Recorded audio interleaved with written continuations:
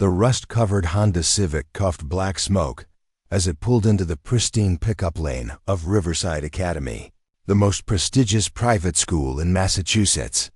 Parents in their gleaming Mercedes and BMW SUVs immediately rolled up their windows, disgusted by the exhaust fumes. The car's passenger door hung slightly crooked, held shut by a bungee cord, and the muffler dragged against the asphalt with every bump. Before we jump back in, tell us where you're tuning in from, and if this story touches you, make sure you're subscribed because tomorrow I've saved something extra special for you. Behind the wheel sat Marcus Thompson, his weathered hands gripping the duct-taped steering wheel. His faded work shirt and baseball cap made him look like any blue-collar worker picking up his kid from the wrong school. What none of them knew was that Marcus owned half the buildings they drove past on their way home, and his net worth exceeded most of their combined annual salaries. Mrs. Patricia Whitmore, the school's head administrator, watched from her office window with growing irritation. She had worked tirelessly to maintain Riverside Academy's reputation as an elite institution, and this eyesore of a vehicle was exactly the kind of image problem she couldn't tolerate. Her perfectly manicured fingers drummed against her mahogany desk as she reached for her phone. "Security," she said sharply into the receiver. "We have a situation in the pickup lane." 8-year-old Emma Thompson bounced excitedly toward her father's car, her pristine school uniform and backpack in stark contrast to the decrepit vehicle. She had no idea that other parents were staring, no clue that her father's appearance was causing whispers throughout the pickup area. To her, Marcus was simply the best dad in the world who always kept his promises. "Daddy," Emma called out, running toward the passenger side. Marcus quickly got out to help her with the tricky door handle, his worn work boots splashing through a small puddle of oil that had leaked from the engine. "Hey there, sweetheart," Marcus said, with a genuine smile that reached his tired eyes. "How was school today?" Before Emma could answer, Mrs. Whitmore appeared beside them, her designer heels clicking authoritatively against the pavement. Her expression was a carefully controlled mask of professional disapproval. "Excuse me, sir," she said, her voice carrying the tone of someone accustomed to immediate compliance. "I'm going to need to see some identification and verify that you're authorized to pick up a student here." Marcus looked up from helping Emma into the car, confusion flickering across his face. "I'm Marcus Thompson, Emma's father. I pick her up every Tuesday and Thursday." "I'm afraid I don't recognize you," Mrs. Whitmore replied coolly, though she had seen him dozens of times before. "And frankly, your vehicle doesn't meet our campus standards. We have policies about the types of automobiles permitted on school grounds." Other parents had begun to gather, pretending to organize their children's belongings while actually watching the confrontation unfold. Margaret Pemberton, wife of a prominent surgeon, whispered loudly enough for everyone to hear, "I can't believe they let just anyone into the school now. Standards have really dropped." Her friend, Vivian Crawford, nodded in agreement. "Look at that car. It's practically falling apart. How did he even afford tuition here? There must be some mistake." Marcus felt his jaw tighten, but he kept his voice calm for Emma's sake. "There's no mistake. My daughter is enrolled here, and I'm picking her up as scheduled. If you need to verify my identity, I have my driver's license right here." Mrs. Whitmore examined the license with exaggerated scrutiny, as if it might be fraudulent. "Mr. Thompson, while your identification appears to be in order, I must insist that you find alternative transportation for future pickups. This vehicle is creating a safety hazard, and frankly, it's not in line with the image we maintain at Riverside Academy." "What kind of safety hazard?" Marcus asked, his patience beginning to wear thin. "The smoke, the noise, the obvious mechanical issues." Mrs. Whitmore gestured dismissively at the car. "We have a responsibility to ensure a safe and appropriate environment for all our families." Emma tugged on her father's sleeve. "Daddy, what's wrong? Why is Mrs. Whitmore being mean to you?" The administrator's eyes flashed with indignation. I am not being mean, young lady. I'm simply enforcing school policy to protect everyone's safety and maintain our standards. Dr. Richard Hamilton, father of one of Emma's classmates, stepped forward with a condescending smile. Look, friend, this is obviously a misunderstanding. Riverside Academy has a certain caliber of family. Perhaps you'd be more comfortable at one of the public schools in the district. They're much more suited to your circumstances. His wife, Jennifer Hamilton, added with false sweetness, We're not trying to be unkind, but this is an exclusive institution. The tuition alone is $60,000 a year. I'm sure you understand. Marcus felt Emma's small hand slip into his, and he squeezed it gently. I understand perfectly, he said quietly. You're judging me based on my car and my clothes. Assuming I don't belong here. We're being practical, Mrs. Whitmore interjected. Riverside Academy attracts families of significant means and social standing. It's simply the reality of our institution. Another parent, Thomas Bradford, crossed his arms smugly. Exactly. This isn't personal. It's about maintaining standards. We work hard to afford the best for our children, and we expect the school to uphold certain expectations. Marcus looked around at the circle of judgmental faces, then down at his daughter, who was beginning to look confused and upset. Emma, get in the car, sweetheart. But Daddy, it's okay, honey, we're going home. Mrs. Whitmore stepped closer, her voice dropping to what she thought was a reasonable tone. Mr. Thompson, I'm willing to overlook this incident if you agree. To make other arrangements for pickup and drop-off. Perhaps a taxi service or a more presentable vehicle. You want me to hide who I am so your other parents feel more comfortable? Marcus asked, his voice steady but with an edge that made Emma look up at him with wide eyes. I want you to respect the environment we've created here, Mrs. Whitmore replied firmly. Riverside Academy isn't just a school, it's a community. An exclusive community that maintains certain standards for the benefit of all our families. And those standards don't include fathers who work with their hands. Marcus asked quietly. Dr. Hamilton let out a patronizing laugh. Come on, be realistic. You're clearly struggling financially. That car is proof enough. How are you even affording tuition here? Is this some kind of scholarship situation? Mrs. Whitmore's eyes lit up with sudden understanding. Of course. The Riverside Foundation Scholarship Program. Mr. Thompson, you should have mentioned that from the beginning. We have specific guidelines for scholarship families about maintaining appropriate appearances during school events. I'm not on scholarship, Marcus said firmly, but his words were drowned out by the murmurs of the other parents who had latched onto this explanation. That makes so much more sense, Vivian Crawford said with relief. I was wondering how someone like him could afford full tuition. Jennifer Hamilton nodded knowingly. The scholarship program is wonderful, but there really should be clearer guidelines about pickup procedures. It's confusing for the other children. Marcus felt his daughter's grip tighten on his hand. Emma was smart enough to understand that these adults were saying something hurtful about her family, even if she didn't grasp all the details. Listen carefully, Marcus said, his voice taking on a tone that made several parents step back slightly. I am not on scholarship. I pay full tuition, just like everyone else here.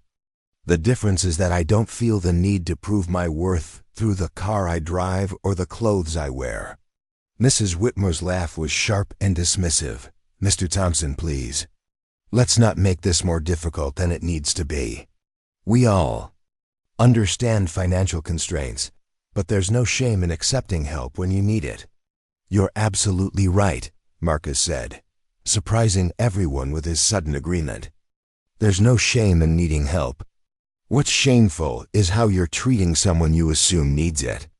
The administrator's face flushed slightly, but she maintained her authoritative stance. I'm trying to help you understand our community standards. Your community standards, Marcus interrupted, seemed to be based entirely on appearances and assumptions. Thomas Bradford stepped forward aggressively. "Look, buddy, we don't know what your deal is, but you're making a scene in front of our kids. Either follow the rules or find another school." "Yeah," another parent chimed in. "We pay good money to keep our children in a certain environment.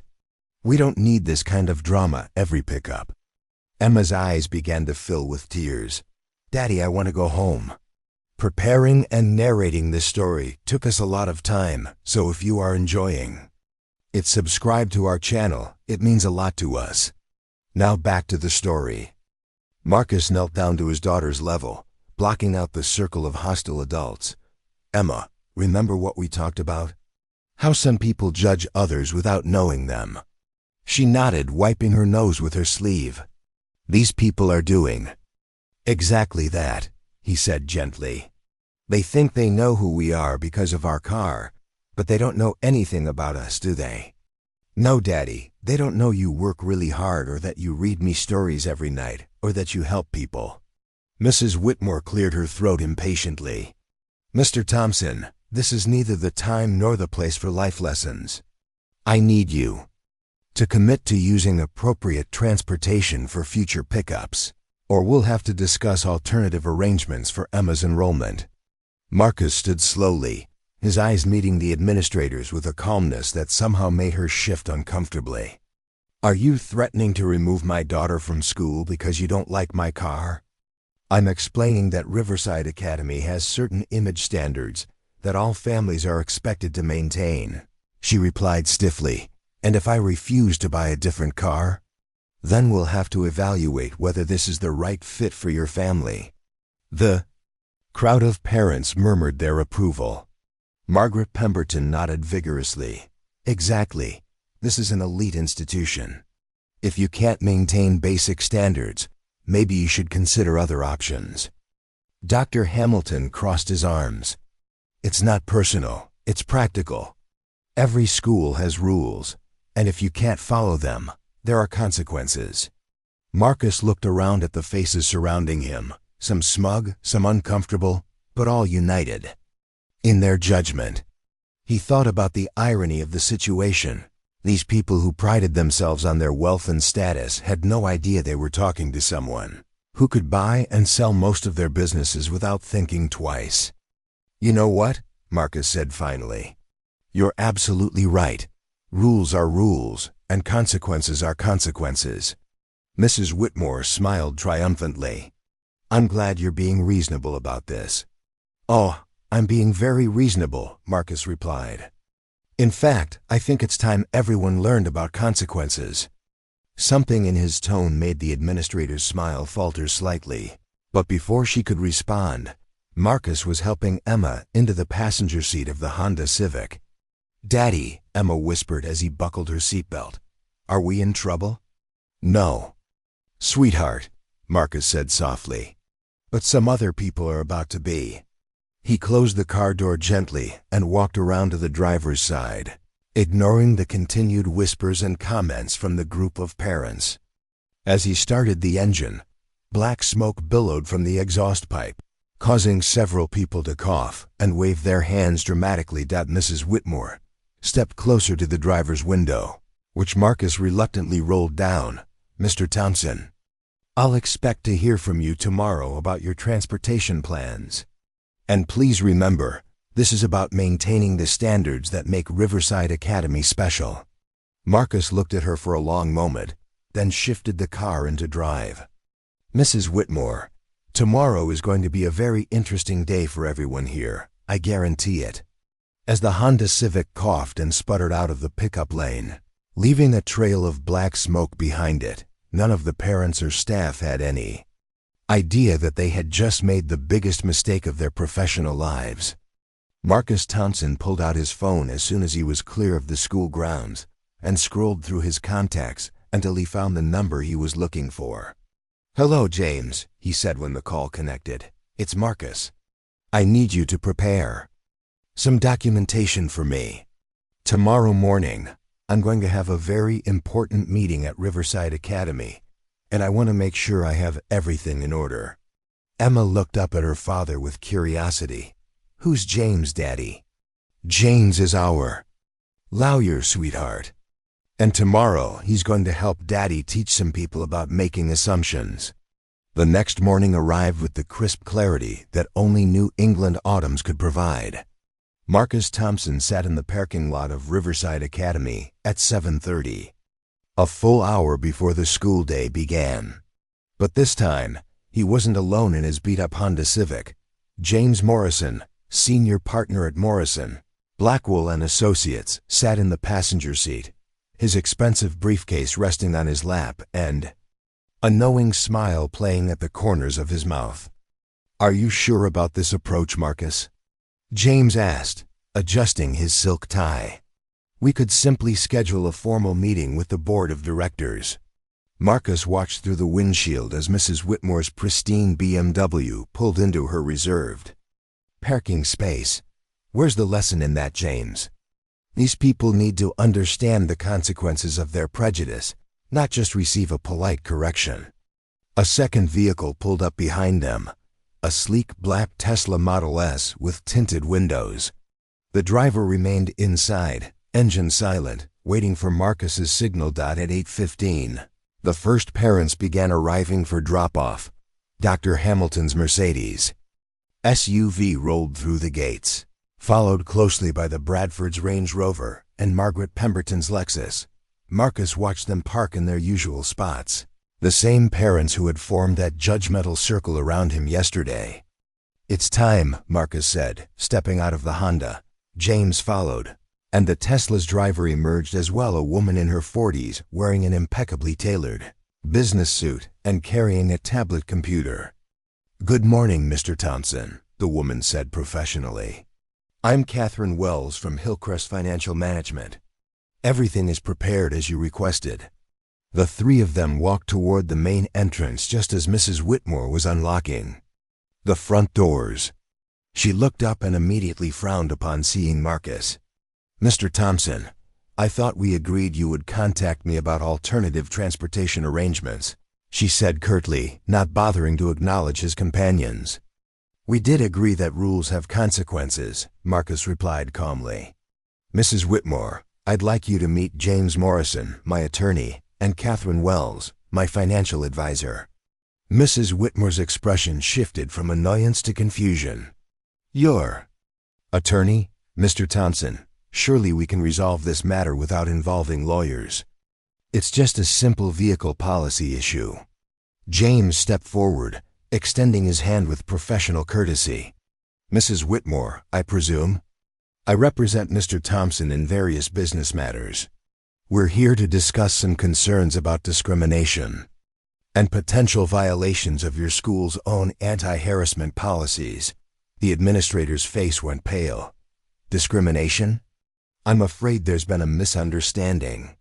We simply have standards regarding campus safety and appearance."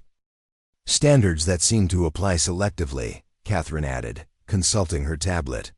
"According to your own admissions materials, Riverside Academy prides itself on diversity and inclusion." Other parents were beginning to arrive, and several stopped to stare at the unusual scene unfolding at the school's entrance. Dr. Hamilton approached with his typical confidence, clearly expecting to enjoy another opportunity to look down on Marcus. Well, Dr. Hamilton said with a smirk. "I see our scholarship family is back. Brought some friends this time? What is this, some kind of legal aid clinic?" James turned to face the doctor with the kind of smile that had intimidated opposing counsel for 25 years. "Dr. Hamilton, isn't it? I'm James Morrison. Mr. Thompson mentioned your helpful comments about public schools yesterday." "Look, I was just being practical," Dr. Hamilton said, though his confidence was beginning to waver. "This is an elite institution. We have certain expectations." "Elite?" Marcus spoke for the first time since the introductions, his voice carrying an authority that made everyone present take notice. "Doctor, what exactly makes this place elite? The fact that you judge families based on their vehicles? The way your administrator threatens to remove children whose parents don't meet your aesthetic standards? Margaret Pemberton and Vivian Crawford had joined the growing group, along with Thomas Bradford and several other parents from yesterday's confrontation. The morning air was thick with tension and confusion. "I don't understand what's happening here," Mrs. Whitmore said, attempting to regain control of the situation. "Mr. Thompson, if you have concerns about your treatment yesterday, we can discuss them in my office like civilized adults." "Civilized?" Marcus repeated. "You mean like how you civilized me in front of my 8-year-old daughter? How you suggested I didn't belong here because of my appearance?" Catherine looked up from her tablet. "Mrs. Whitmore, before we continue, I should mention that Mr. Thompson has some concerns about the financial management of this institution. Perhaps we should include Principal Davis in this conversation." The administrator's eyes widened. "Financial management? I don't understand why Mr. Thompson's attorney would be concerned with our finances." "Because," James said smoothly, "my client has significant interests in ensuring this school operates according to both its stated values and legal requirements regarding equal treatment." Dr. Hamilton laughed nervously. "This is ridiculous. You're acting like some kind of big shot, but we all saw your car yesterday. Let's be honest about who we're dealing with here." Marcus reached into his jacket and pulled out a slim leather folder. "You're absolutely right, Doctor. Let's be completely honest about who we're dealing with." He handed a document to Mrs. Whitmore, who accepted it with trembling fingers. As she read, her face went from pale to ashen to completely white. This can't be right," she whispered. "What is it?" Margaret Pemberton demanded. "What does it say?" Mrs. Whitmore looked up at Marcus with an expression of dawning horror. "You single quotes you're Marcus Thompson of Thompson Holdings?" "The same Thompson Holdings that owns this building," Marcus confirmed. "Along with 3 other buildings on this campus, the parking structures, and about 60% of the commercial real estate in this town." The silence that followed was so complete that the sound of a car door slamming in the parking lot made everyone jump. Dr. Hamilton snatched the document from Mrs. Whitmore's hands and read it himself, his face growing red as he processed the information. "Thompson Holdings," he muttered. "The Thompson Holdings that just acquired Mercy General Hospital? The one that owns half the medical buildings in the county? Including the one where you have your practice," Catherine added helpfully, consulting her tablet again. "Suite 2B in the Morrison Medical Plaza, isn't that right, Doctor?" Dr. Hamilton's briefcase slipped from his suddenly nerveless fingers. "You're my landlord." "One of them," Marcus said mildly. "Catherine, remind me what Dr. Hamilton's lease terms include regarding professional conduct clauses."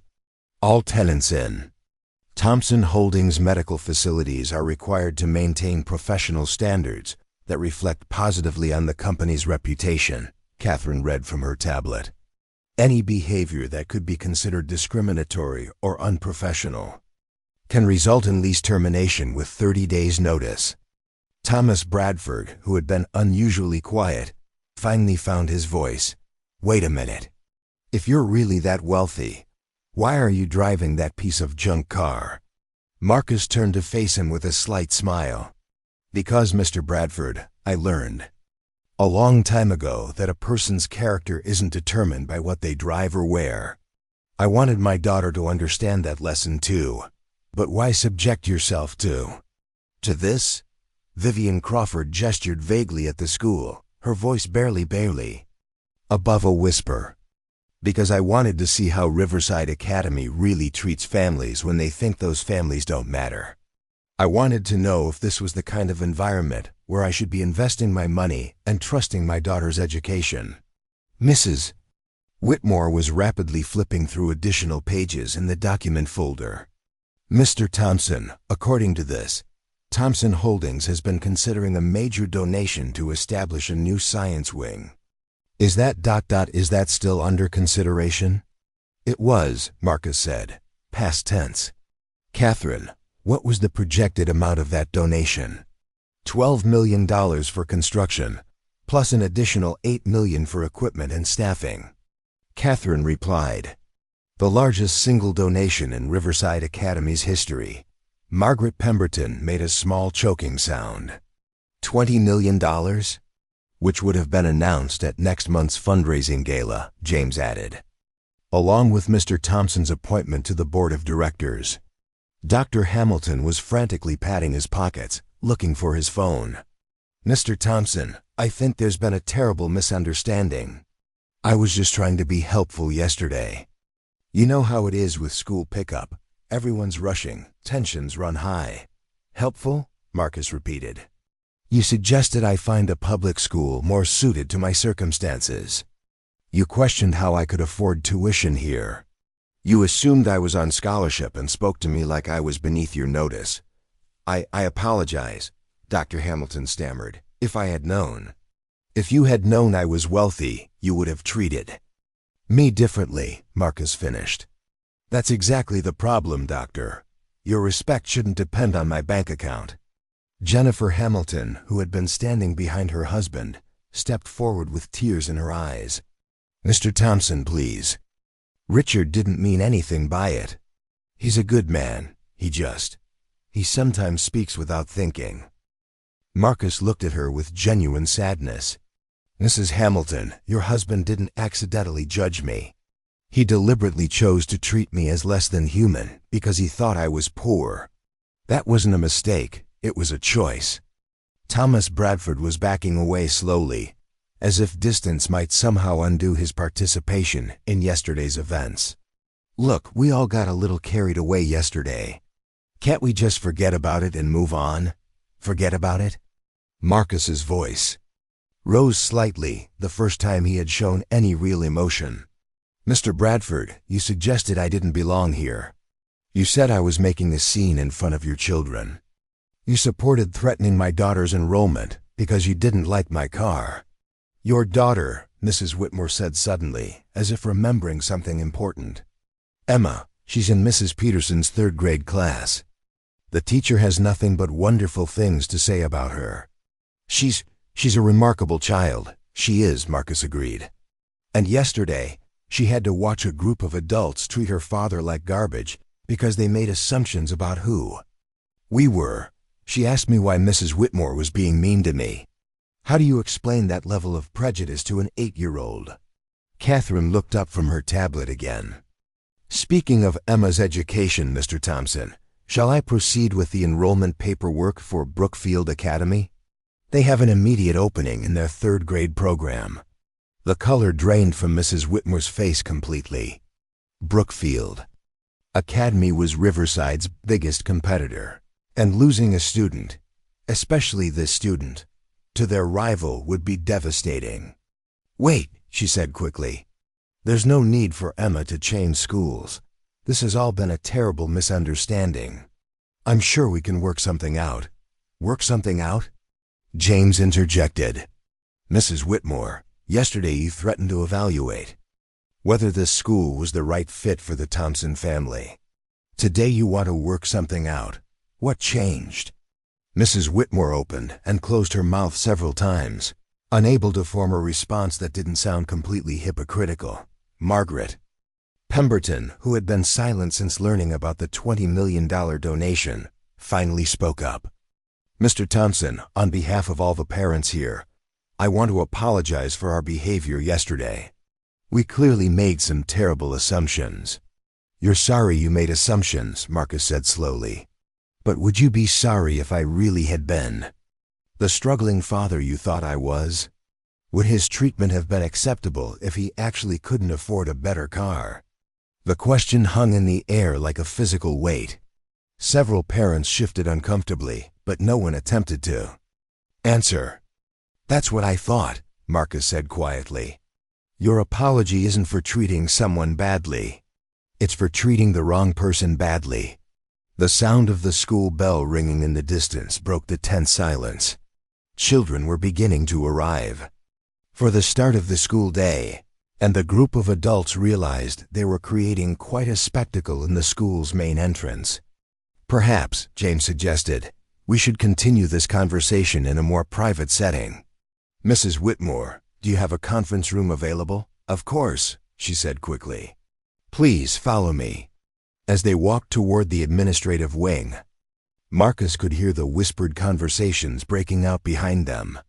Word would spread quickly through the parent community, and by lunchtime, everyone would know about Thompson Holdings and the $20 million donation that might not happen after all. The conference room was elegant and spacious, with a polished oak table and leather chairs that probably cost more than most people's cars.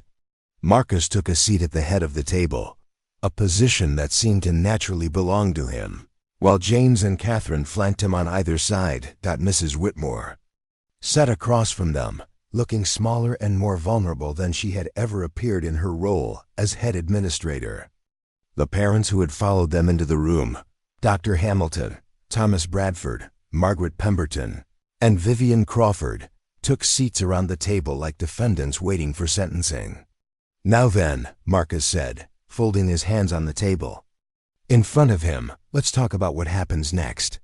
Marcus leaned back in the leather chair, his calm demeanor contrasting sharply with the palpable tension filling the conference room. The morning sunlight streaming through the tall windows cast long shadows across the polished oak table, where 6 adults sat waiting for him to speak. The silence stretched until Mrs. Whitmore could no longer bear it. "Mr. Thompson," she began. Hesitantly, "I want you to know that Riverside Academy deeply values all of our families, regardless of their background or circumstances." "Do you?" Marcus asked quietly. "Because yesterday you told me that my vehicle didn't meet your campus standards. You suggested I find alternative transportation or face alternative arrangements for Emma's enrollment. Those don't sound like the words of someone who values all families equally." Catherine Wells pulled out a thick manila folder and placed it on the table. "Mrs. Whitmore, before we discuss the future, let's review what happened yesterday. I've compiled witness statements from several sources." She opened the folder and began reading. "At approximately 3:20 p.m., you approached Mr. Thompson and demanded identification, despite the fact that he has been picking up his daughter twice weekly for the entire school year. When he complied, you stated, and I quote, 'Your vehicle doesn't meet our campus standards.'" Mrs. Whitmore's face flushed. "I was concerned about safety issues. The car was smoking and making loud noises." "Was it?" James Morrison interjected. "Or were you concerned about how it looked? Because according to these witness statements, you specifically mentioned the school's image multiple times." Dr. Hamilton shifted uncomfortably in his seat. "Look, maybe we all said some things we shouldn't have. Can't we just put this behind us and move forward?" Marcus turned his attention to the doctor. "Dr. Hamilton, you suggested I consider public schools because they were more suited to my circumstances. What did you mean by that?" I thought." Dr. Hamilton's usually confident voice faltered. "You thought poor people belonged in public schools," Marcus finished. "You assumed that because I drove an old car and wore work clothes, I was somehow inferior to you and your friends here." Jennifer Hamilton, who had been quietly crying in the corner, suddenly spoke up. "Mr. Thompson, my husband isn't a bad person. He grew up with very little money, and sometimes he overcompensates. He's actually very generous with charity work." "Charity work," Marcus repeated thoughtfully. "So your husband is kind to poor people when he's choosing to help them, but not when he encounters them as equals in his daily life. Is that accurate?" The question hung in the air like an accusation. Dr. Hamilton's charity work suddenly seemed less noble when viewed through this lens. Thomas Bradford cleared his throat. "Mr. Thompson, we all make snap judgments sometimes. Yesterday was just one of those situations where things got out of hand." "Mr. Bradford," Catherine said, consulting her notes, "you told Mr. Thompson that Riverside Academy attracts families of significant means and social standing, and that it was simply the reality of the institution. You also said you work hard to afford the best for your children and expect the school to uphold certain expectations. What expectations were those?" Bradford's face reddened. "I meant academic expectations. Educational standards, did you? Marcus asked, because it sounded like you meant economic and social standards. You seemed very concerned about maintaining a certain type of family environment. Margaret Pemberton, who had been unusually quiet, finally found her voice. Mr. Thompson, I think we're all willing to admit we made mistakes yesterday. The question is, what do we do now?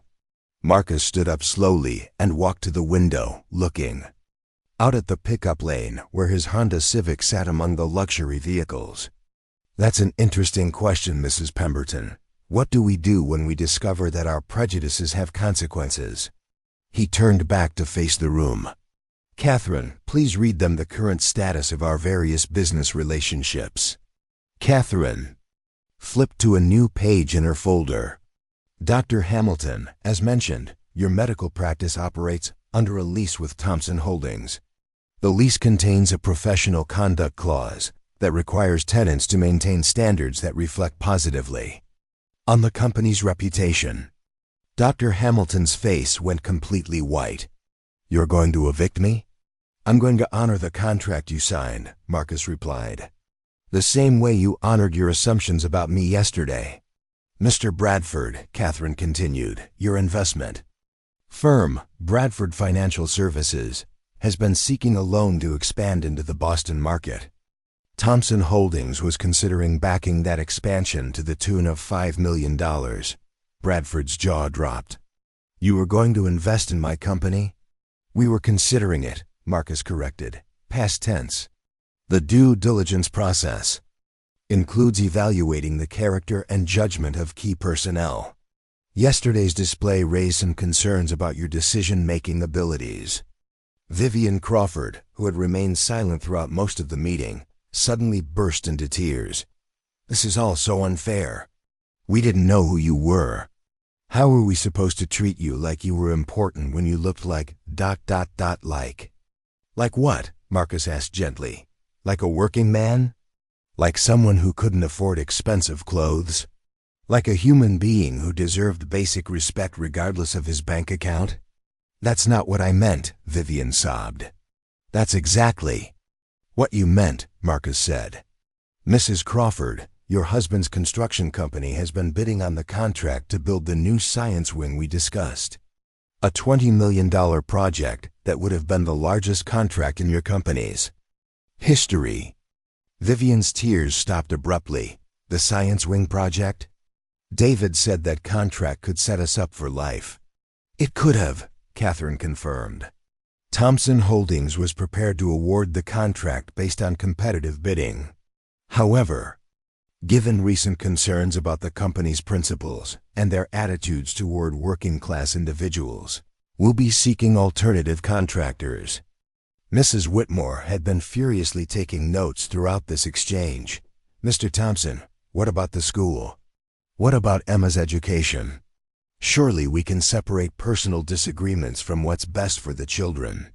Marcus returned to his seat and looked directly at the administrator. Mrs. Whitmore, you're absolutely right that we should focus on what's best for the children. Let me ask you something. What kind of lesson did Emma learn yesterday when she watched you treat her father like he was beneath your notice? I never meant for her to feel. You meant for her to feel ashamed, Marcus interrupted. You wanted her to understand that her family didn't measure up to your standards. You used a child's love for her father as a weapon to try to control my behavior. The administrator's composure finally cracked completely. I was just trying to maintain the school's reputation. Do you know how hard it is to keep parents happy when they're paying $60,000 a year? They expect a certain environment. And you decided that environment couldn't include someone like me, Marcus said. Someone you thought was poor. James Morrison leaned forward. Mrs. Whitmore, are you familiar with Massachusetts anti-discrimination laws regarding educational institutions? Of course I am, she replied defensively. Then you know that threatening to remove a student based on their family's perceived socioeconomic status constitutes discrimination. The fact that your assumptions about Mr. Thompson's financial situation were incorrect doesn't change the intent. Behind your actions. Catherine opened another folder.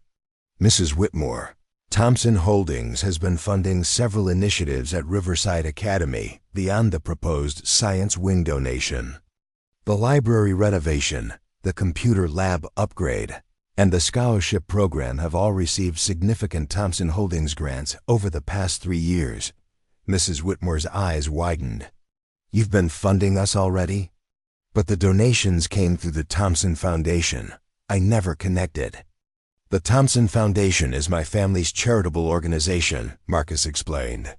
We've been supporting Riverside Academy because we believed in its mission of educational excellence and community values. Yesterday made us question whether those values actually exist here. Dr. Hamilton suddenly stood up, his chair scraping loudly against the floor. This is extortion. You're using your money to punish us for making an honest mistake. Marcus remained seated, his voice calm and measured. Dr. Hamilton, extortion would be if I threatened to harm you unless you paid me money. What I'm doing is choosing not to do business with people whose values don't align with mine. That's called free market economics. I thought you'd appreciate that. But this will ruin us. Thomas Bradford protested. My expansion plans, my employees' jobs, everything depends on that investment. And yesterday, you were perfectly comfortable with the idea that I might not belong at this school, Marcus replied.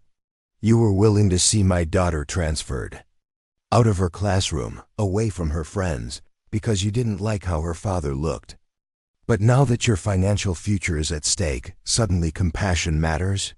Margaret Pemberton had been growing increasingly agitated throughout the conversation. Mr. Thompson, you're being vindictive. Yes, we made some mistakes, but you're destroying people's livelihoods over a few careless comments. Marcus turned to face her directly. Mrs. Pemberton, tell me about your work with the food bank downtown. She looked startled by the subject change. I volunteer there twice a month. What does that have to do with anything? How do you treat the families who come there for help? Are you kind to them? Respectful? Of course I am, she said indignantly. They're people in need. And yesterday, when you thought I was a person in need, how did you treat me? Margaret's face crumpled as she realized the contradiction in her own behavior. When poor people were safely contained in a charity setting, where she could feel good about helping them, she was generous and kind. But when she encountered someone she thought was poor in her own social environment, her reaction was completely different. Vivian Crawford wiped her eyes and spoke quietly. What do you want from us, Mr. Thompson? What can we do to make this right? Marcus considered the question carefully. Mrs. Crawford, what you can do is learn from this experience. Understand that your actions have consequences, not just for me, but for every person you encounter who doesn't meet your immediate expectations. But the contracts, the leases, the investments, Dr. Hamilton pressed. Are those gone forever? That depends, Marcus said.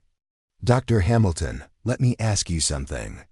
If I were actually the struggling father you thought I was yesterday, would you be here today trying to make amends?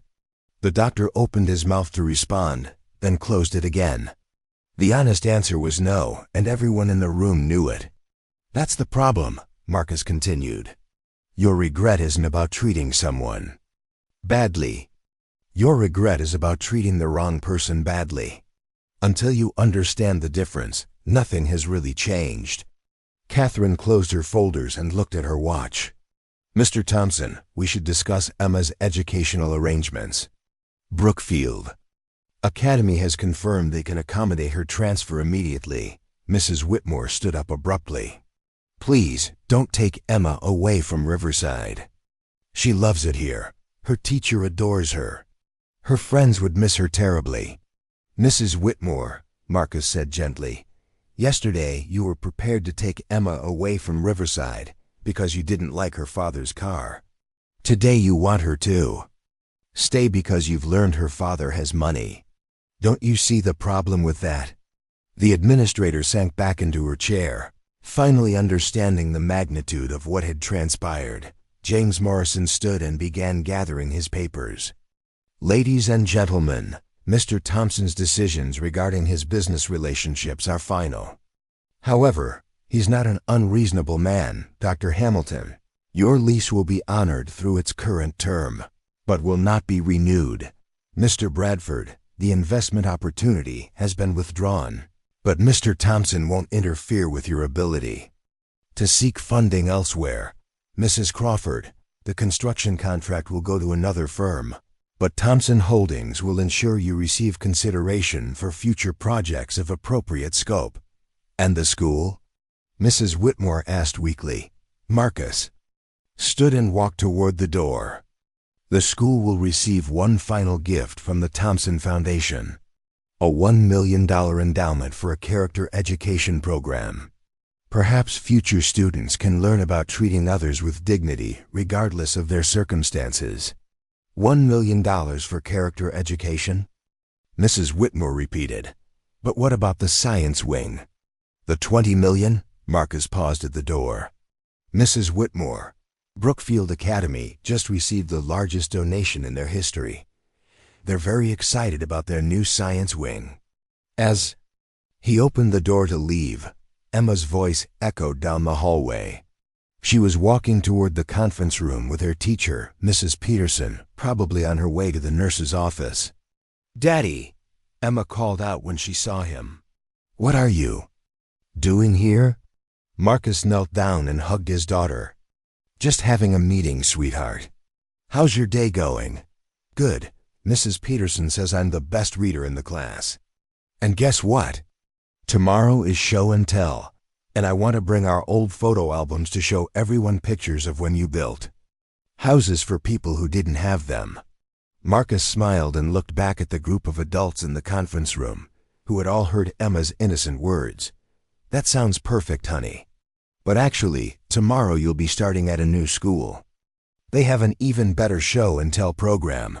A new school? Emma looked puzzled. But I like it here. I know you do, sweetheart. But sometimes we have to make changes when we realize a place isn't the right fit for our family. As they walked down the hallway together, Emma chattering excitedly about her day, Marcus felt a sense of peace he hadn't experienced since yesterday's confrontation. Behind them, in the conference room, 6 adults sat in stunned silence, finally understanding that true wealth had nothing to do with money, and everything to do with character. The Honda Civic started on the 3rd try, coughing black smoke into the pristine morning air one last time. As Marcus and Emma drove away from Riverside Academy, he thought about the lessons his daughter would learn from this experience. Not about money or power, but about standing up for what's right and treating others with dignity, regardless of their circumstances. Daddy, Emma said as they waited at a red light, why were those people so mean to you yesterday? Marcus considered his answer carefully. Sometimes, sweetheart, people make assumptions about others based on what they see on the outside. They forgot that what really matters is what's in someone's heart. Will they remember now? Marcus smiled and reached over to squeeze his daughter's hand. I think they'll have a hard time forgetting. Up next, you've got 2 more standout stories right on your screen. If this one hits the mark, you won't want to pass these up. Just click and check them out. And don't forget to subscribe and turn on the notification bell so you don't miss any upload from us. She looked startled by the subject change. I volunteer there twice a month. What does that have to do with anything? How do you treat the families who come there for help? Are you kind to them? Respectful? Of course I am, she said indignantly. They're people in need. And yesterday, when you thought I was a person in need, how did you treat me? Margaret's face crumpled as she realized the contradiction in her own behavior. When poor people were safely contained in a charity setting, where she could feel good about helping them, she was generous and kind.